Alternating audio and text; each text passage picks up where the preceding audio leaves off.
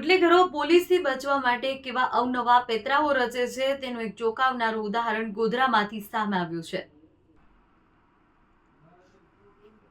મિત્રો, બુટલેગરો પોલીસથી બચવા માટે કેવા અવનવા પેતરા રચે છે તેનું એક ચોંકાવનારું ઉદાહરણ ગોધરામાં સામે આવ્યું છે।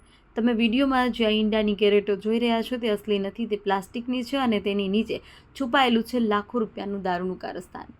પંચમહાલ એલસીબી પોલીસને બાતમી મળી કે સંત રોડ તરફથી એક સફેદ કલરની મહારાષ્ટ્ર પાસિંગની બોલેરો પિકઅપ ગાડી વડોદરા તરફ જઈ રહી છે, જેમાં ઈંડાની યાર્ડમાં દારૂ ભરેલો છે। બાતમીના આધારે એલસીબીની ટીમે ગોધરાના કેવડિયા ગામના પિકઅપ સ્ટેન્ડ પર વોચ ગોઠવી।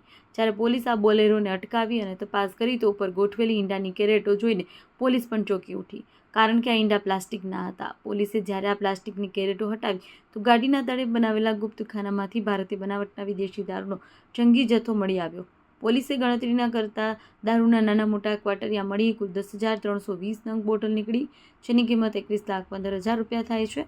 પોલીસે 5 લાખની ગાડી, રોકડ, મોબાઈલ મળી કુલ 26,98,000નો મુદ્દામાલ જપ્ત કર્યો છે અને એક આરોપીની ધરપકડ કરી કાયદેસરની કાર્યવાહી હાથ ધરી છે। રિપોર્ટર નિલેશભાઈ દરજી, પંચમહાલ, સહેરા।